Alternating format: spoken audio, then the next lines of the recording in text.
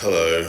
Sorry, I just woken up, so I look a bit rough. So yeah, actually, sorry, that's a lie. I always look bloody rough. What am I talking about, Tom? Anyway, I just want to tell you a quick story about what happened the other day. I'm currently in a place called Da Nang, which is in Vietnam, and the reason I came to Vietnam, it was very unplanned. I don't know anything about Vietnam or anything like that, and I didn't do any research or whatever.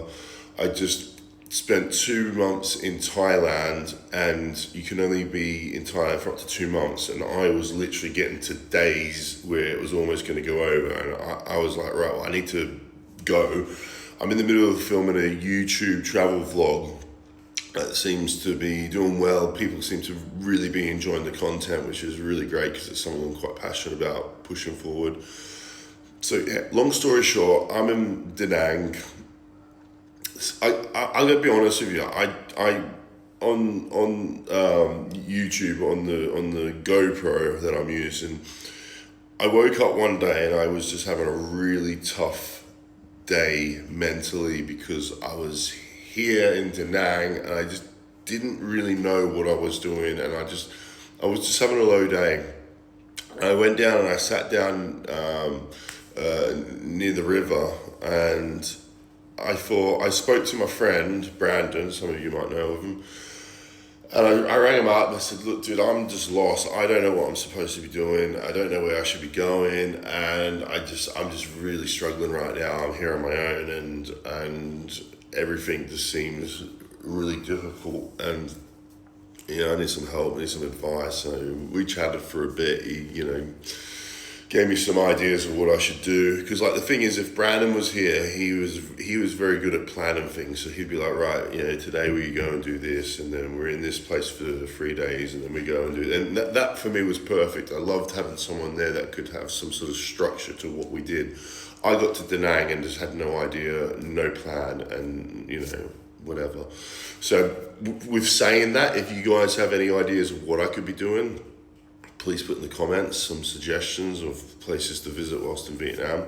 But anyway, getting back to the story, I sat down next to this river, and yeah, I said it on camera. It'll end up being edited and uploaded onto my YouTube channel eventually. But I just sort of opened my heart out a little bit and just sort of said, like, the joys of traveling. It's not always good times, and that it can sometimes make you feel a little bit like you're away from everything.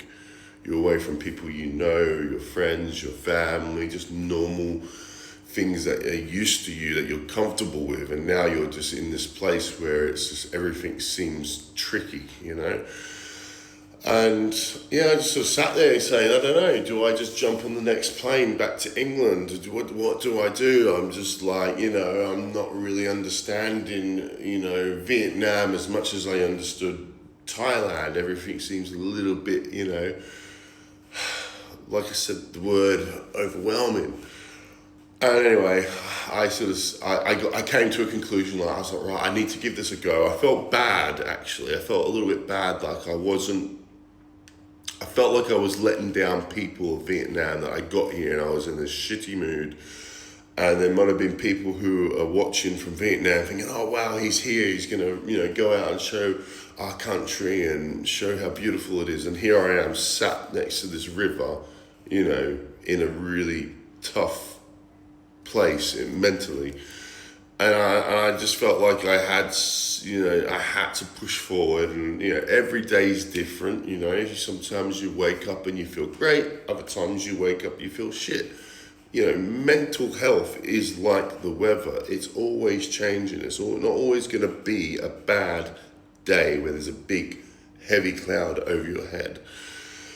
So I kind of came out of it, and I was like, when you sort of like trying to push yourself out of it, but you're still a little bit like, feeling a bit meh.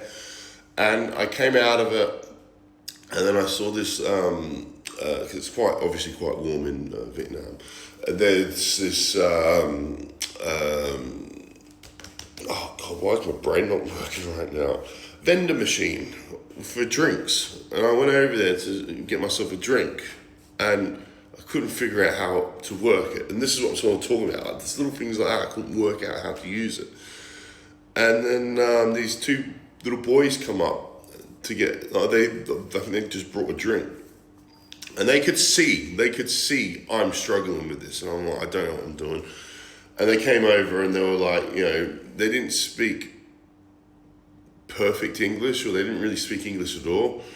But then we used translator, and I'm like, basically a drink cost 10,000 VND. I didn't have enough money to buy this drink. I had 20,000, but I didn't have 10,000. And I went to put, and I asked them, if I put the 20,000 in, will I get changed? And they were like, no. I was like, bugger. I was like, oh, okay, never mind, then I won't get a drink then. And then the boy pulls out 10,000 of the money and hands it to me. And I'm like, and he's like, here. And I'm like, oh, okay.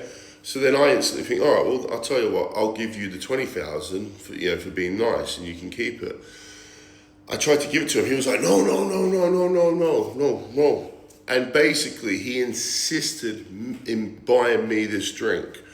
And this kid, I don't know how old he was. He must have been about, I don't know. I don't want to because he's probably watching this, offend him. But I think he was like 11 or 12. But the fact that he's come over to someone, look at me. I'm a big guy. Some people can be intimidated by just the presence of me, even though you guys know I'm a big teddy bear. But the fact that he's just done that little act of kindness, and honestly, I know some people was like, oh, it's just a drink, it's just whatever. But the fact he's done that, it really, 5 minutes ago, I'm sat down in the river, pleading my heart out to people about how bad I'm feeling mentally, and then that happens. And this boy had no idea what I had just gone through, like the mental drama that's playing in my head, right? And then he did that, and it's such a small thing, but it meant such a big thing for me. It gave me sort of like a bit of drive, and we're gonna snap out of this, and we're gonna be positive and that. And once they left, I took pictures with them and stuff like that, because once they saw I had TikTok, they were like, oh, you're famous. I was like, I'm not famous. People just followed me out of pity, I swear. I took pictures and that. Anyway, this is his comment. He's actually followed me on TikTok, and this is his comment. This is the lad that did that, and I hope somehow he can understand what I'm saying. I just want to say, mate, I appreciate what you did that day. You have no idea. That small kind gesture meant a lot, if you can show your parents this video, you guys are raising an absolute legend of a kid. He has been brought up, he's been raised well, and I thank you. And as a thank you for his actions and what he did, if you guys want to contact me, whether you can message me through TikTok, I would love to take you and your family out for dinner. It's my treat. So if you'd like to do that, drop me a message. I don't care where we go, what we do, whatever food you want to have, give me a message. I'll take your whole family out, and it's on me. It's my shout. It's my treat, and it's a way of saying thank you. And just what a great kid you guys have raised. So thank you very much. Come on.